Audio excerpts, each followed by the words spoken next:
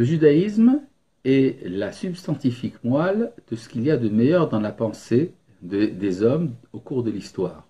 Donc par définition, à partir du moment où vous dites que l'idéal du judaïsme c'est l'unité des valeurs, c'est l'unité de tout ce qu'il y a de bien dans le monde, donc le judaïsme a raison.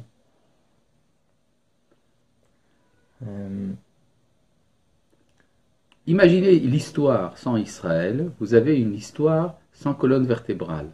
Il y a, si vous voulez, une sorte de trajectoire qui traverse l'histoire depuis ses origines jusqu'à nos jours, qui est la mémoire qu'a Israël de l'ensemble des civilisations.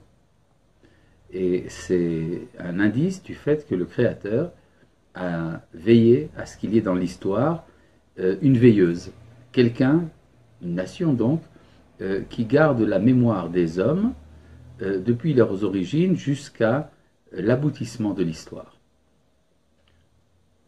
C'est quoi? Qu'est-ce qu'elle garde en mémoire? Les philosophies des différentes générations? Non, ce qu'Israël garde en lui, c'est les traces de chacune des civilisations, ce qu'il y a de meilleur dans chaque civilisation que nous avons traversée, a laissé son empreinte quelque part dans notre identité et l'a conservée pour le bien de l'humanité tout entière.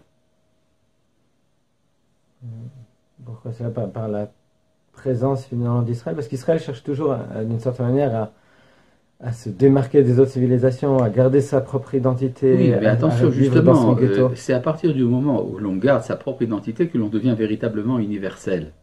Vous savez que, par exemple, la musique de Beethoven est une valeur universelle pour une raison très simple, c'est que Beethoven n'a pas essayé d'être Mozart. S'il avait essayé, ce serait une cacophonie. C'est à partir du moment où Israël se sépare de l'ensemble de l'humanité qu'il peut finalement devenir un phare de rayonnement pour l'ensemble de l'humanité.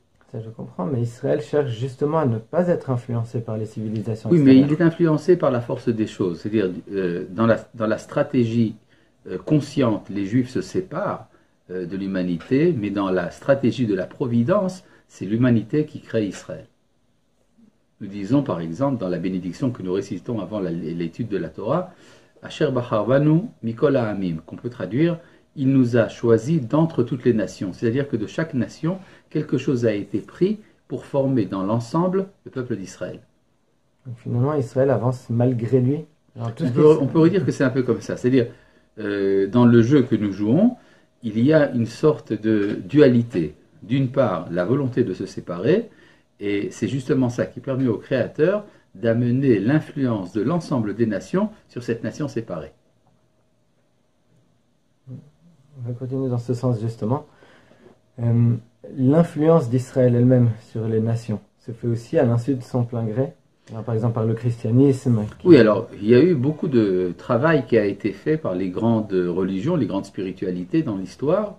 Ça n'a pas toujours été de la manière qui nous plaît le plus, si on peut dire, mais d'un autre côté, on ne peut pas nier que la providence s'en est mêlée. C'est-à-dire quand Israël était empêché ou ne voulait pas remplir son rôle, d'autres l'ont fait à sa place, et c'est comme ça que l'histoire avance, qu'on le veuille ou pas.